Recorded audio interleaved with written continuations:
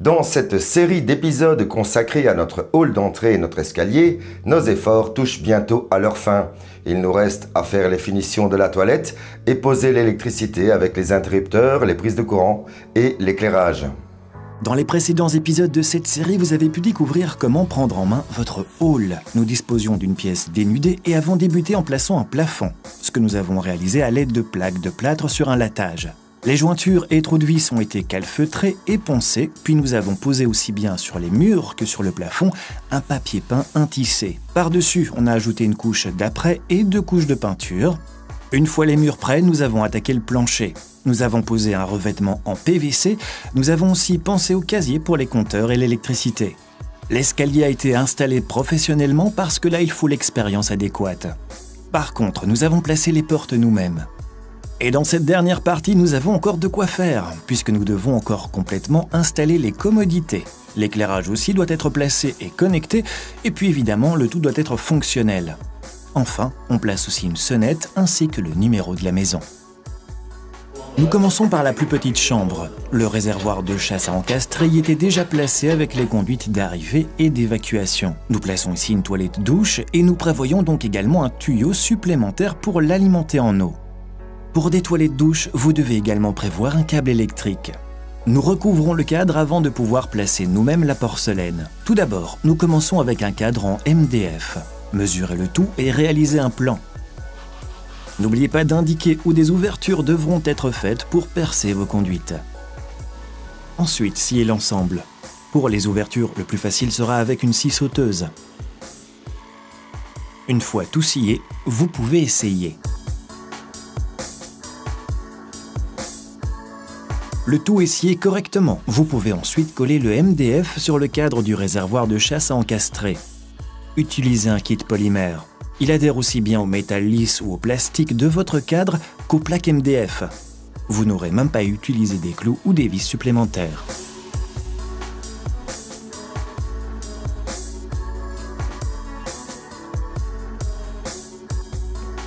Sur le revêtement MDF, nous plaçons des tuiles PVC. Vous pouvez les nettoyer facilement plus tard. Vous les collez avec la colle appropriée.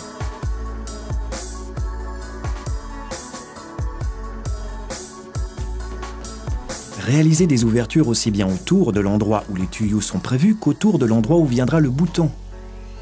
Avant de travailler le revêtement qui entoure le bouton, vous devez d'abord retirer les extensions afin qu'ils soient au même niveau que le revêtement. Si vous entaillez les côtés, vous pouvez ensuite tout simplement les détacher.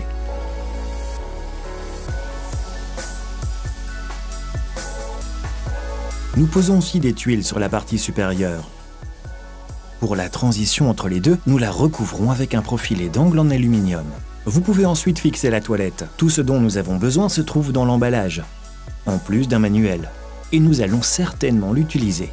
Il vous indique jusqu'à quel point vous devez visser les tiges filetées pour pouvoir monter la toilette. Nous fixons également de suite les crochets. Pour raccorder la toilette douche, vous devez d'abord placer un coupleur de 45 degrés. Pour le rendre étanche, utilisez les fils de scellage.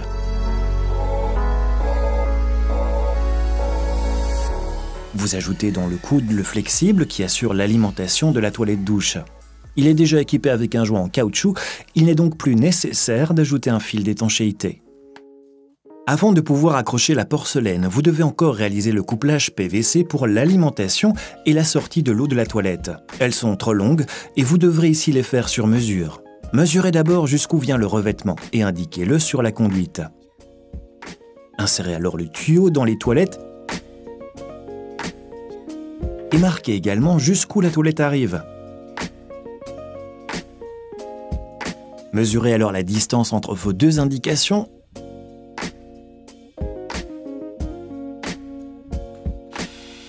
une distance que vous allez ensuite découper.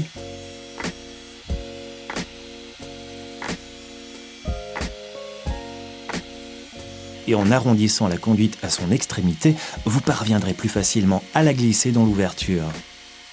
Insérez les tuyaux dans les ouvertures prévues du réservoir de chasse. Nous ajoutons encore une plaque d'isolation. Assurez-vous que le flexible prévu pour l'alimentation eau ainsi que la partie électrique passe également la plaque d'isolation. Nous sommes fin prêts à placer la toilette. Nous assemblons encore 2 suspensions sur les toilettes et dans l'emballage, on retrouve également un support en carton pour faciliter le montage de la toilette. Avant de définitivement mettre la toilette en place, vous insérez à travers les ouvertures l'alimentation en eau de votre toilette douche et le câble électrique.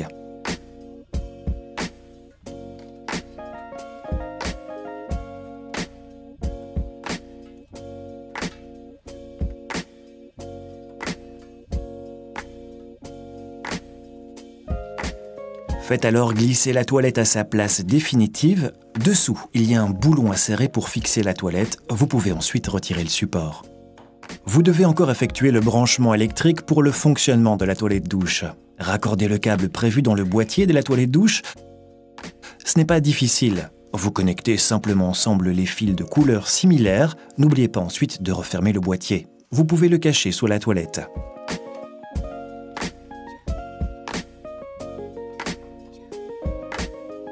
Et à présent, le siège. Montez d'abord la fixation. Un carton est prévu sur la toilette douche, c'est facile pour le montage, rien ne tombe dans la toilette. Branchez ensuite au siège les 2 raccordements, aussi bien pour l'alimentation en eau qu'en électricité. Vous pouvez alors déjà placer cette partie du siège à sa place. Branchez les fixations au siège et vous pouvez simplement cliquer ce qui reste. Après le siège, il s'agit d'installer le bouton pression pour pouvoir utiliser la toilette. Clipsez la plaque à sa place et fixez-la. Vous aurez peut-être à réaliser des tiges du mécanisme sur mesure, mais vous pouvez simplement les casser. Après cela, il vous suffit de clipser le panneau à sa place. Aux côtés de la toilette, nous installons aussi un lave-mains. Nous le montons à l'aide de notre kit de montage. Percez les trous et insérez-y les chevilles. Insérez ensuite les vis spéciales. Celles-ci disposent en effet à l'extrémité d'un filetage sur lequel vous pouvez visser un boulon. Une fois les vis en place, installez votre lave-mains. Par-dessus, insérez sur la tige filetée l'entretoise en plastique, la rondelle ainsi que l'écrou. Vous le resserrez bien à l'aide d'une clé. Nous devons encore monter le robinet. Par-dessus, nous plaçons la plaque de fermeture et l'écrou au-dessous. Vous pouvez alors brancher l'arrivée au robinet. Montez d'abord une vanne d'arrêt sur l'arrivée d'eau. Vous pouvez ainsi couper l'eau plus tard si nécessaire. Sur la vanne d'arrêt, vous pouvez alors brancher un flexible le reliant au robinet. Il est temps de raccorder notre robinet. Le plus simple est d'utiliser un tuyau flexible. Je me suis bien évidemment assuré d'avoir le bon diamètre de connexion. Ici, mon robinet est équipé d'une connexion 1/2. Le robinet d'arrêt, lui, a une connexion de 3/8. Si mon tuyau est légèrement trop long, je réalise une petite boucle. Le flexible est déjà muni d'un joint en caoutchouc. Vous n'avez donc plus besoin d'y appliquer un fil d'étanchéité. Fixez le flexible à la vanne d'arrêt et au robinet. Une fois l'alimentation branchée, vous devez connecter l'évacuation. Le siphon est fourni dans le paquet. Il vous suffit donc de le monter. Parfois, comme ici, vous devez raccourcir une conduite. Mesurez la taille nécessaire pour votre tuyau et raccourcissez-le. Vous obtenez la meilleure découpe avec un coupe-tube. Comment faire? Vous le resserrez progressivement jusqu'à ce que le tube... Ensuite, il s'agit juste de tout mettre à sa place. Prévoyez un peu de lubrifiant pour vos conduites si vous utilisez un modèle avec un joint en caoutchouc.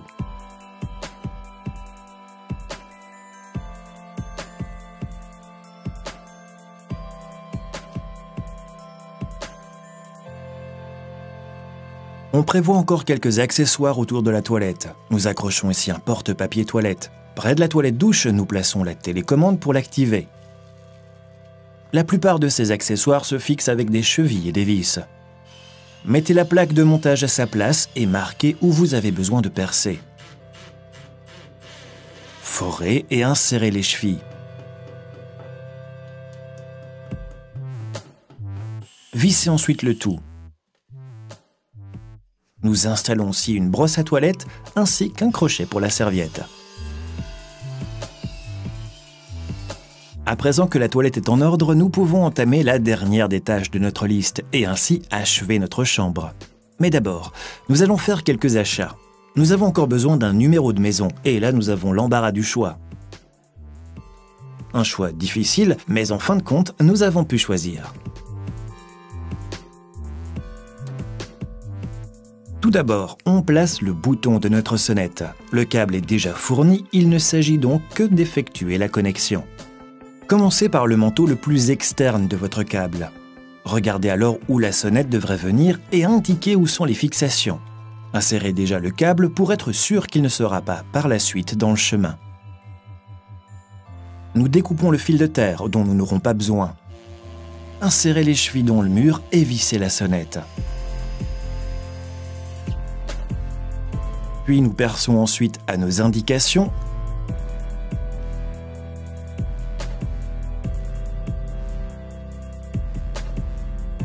Ensuite, vous pouvez dénuder les câbles et les connecter ensemble. Il ne vous reste plus qu'à poser la plaque de protection et votre sonnette est branchée. Toutefois, afin de vous assurer que le livreur de colis vienne sonner à la bonne porte, nous allons indiquer un numéro de maison. Nous testons d'abord une belle combinaison entre l'arrière-plan et la couleur des chiffres. Avant de tout coller, nous nous assurons que les chiffres soient parfaitement alignés. Avec un morceau de ruban de peintre, nous les plaçons tous à la même hauteur. Nous déterminons ensuite une bonne distance et nous pouvons alors coller.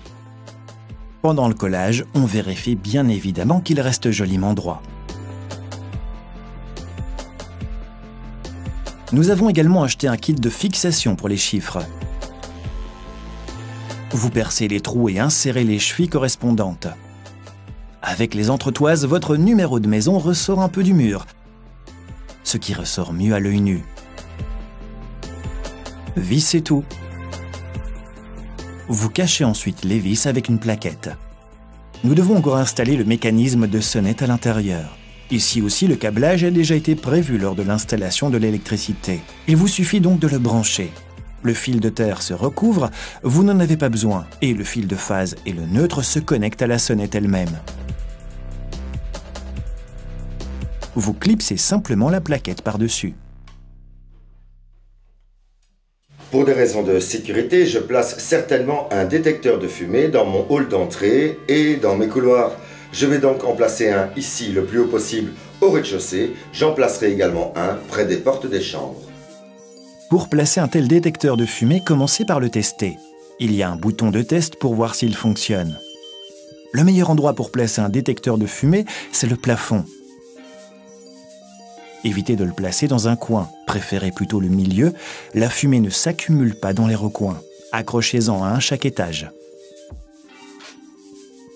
Puisque nous sommes déjà sur l'échelle, nous pouvons aussi travailler de suite l'éclairage. Nous plaçons un peu partout des spots dans notre couloir. Ils sont attachés par-dessus avec une fixation. Assurez-vous de d'abord les détacher afin de pouvoir bien les monter au plafond. Nous travaillons ici contre un plafond en plaque de plâtre.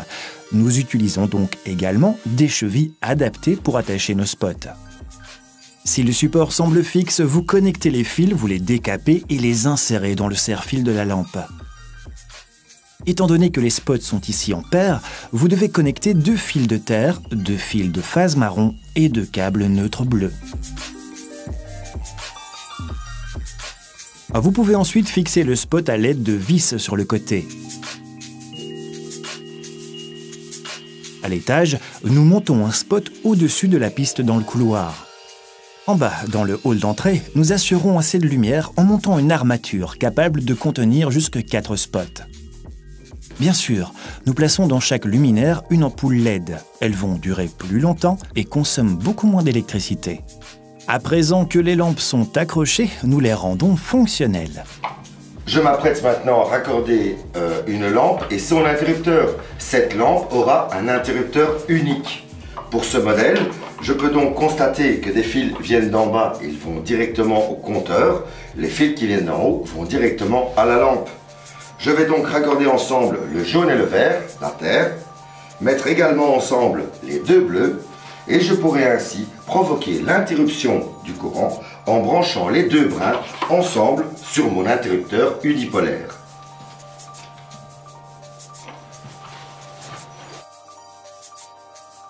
Sur chaque interrupteur, on retrouve à l'arrière un plan pour le connecter correctement. On retrouve toujours un symbole sur l'interrupteur pour en connaître le type.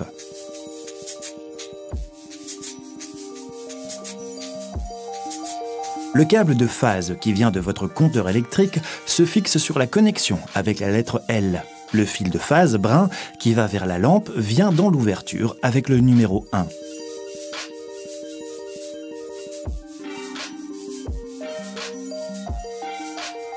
Une fois connecté, vous le mettez dans le boîtier encastré avec les vis sur les côtés. Il vous suffit alors de clipser les plaquettes. Dans un couloir, vous aurez souvent un éclairage que vous voudrez pouvoir allumer depuis différents endroits. Si vous souhaitez contrôler un point d'éclairage à partir de 2 interrupteurs différents, il faudra choisir des interrupteurs bidirectionnels. Ici, je souhaite que mon éclairage soit contrôlé par 3 points différents. C'est pour cela que je vais placer un interrupteur inverseur. Celui-ci dispose de 4 branchements, me permettant de rejoindre d'un côté le premier interrupteur et ensuite de l'autre côté le deuxième interrupteur. Sur le dos de l'emballage, vous découvrez un petit schéma. Vous pouvez doubler le plissage des fils avec une pince à bec long afin qu'il dispose d'une surface de contact plus large dans l'interrupteur. Les câbles de commutation qui proviennent du premier interrupteur se placent dans ce cas-ci dans la première et la dernière ouverture. Les câbles qui vont au dernier interrupteur va-et-vient se placent dans les ouvertures du milieu.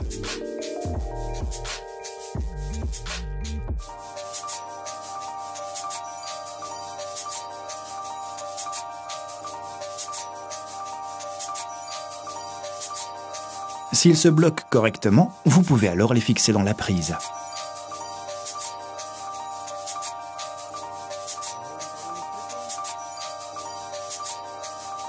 Sur le début et la fin, vous devrez toujours connecter votre interrupteur va-et-vient. Dans ce dernier, on a le fil de phase marron qui va à l'éclairage ou qui vient du compteur électrique. Fixez là aussi les 2 fils de commutation. Suivez simplement le schéma sur l'emballage.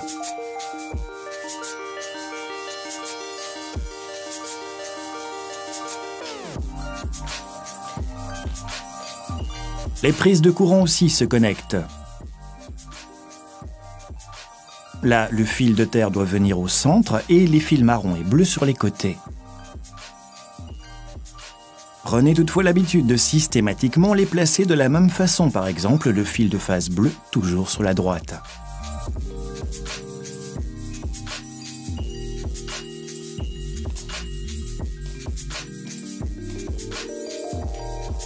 Pour terminer, on place encore les plinthes. C'est la dernière finition pour la pièce. Sciez-les de biais avec une scie à onglet et collez-les au mur. L'idéal reste toujours d'utiliser de la colle polymère.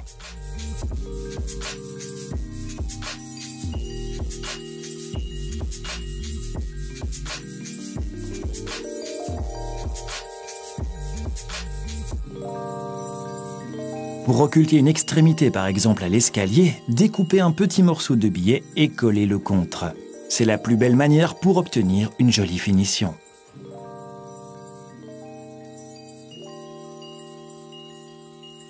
Avec les plinthes et l'électricité, notre hall d'entrée et l'escalier est maintenant complètement terminé. Si vous souhaitez revoir cet épisode ou un autre épisode de la série, vous les retrouverez sur le site web dobit.be sur lequel vous n'oubliez pas de vous enregistrer à notre magazine en ligne. Quant à moi, je vous dis à un prochain projet.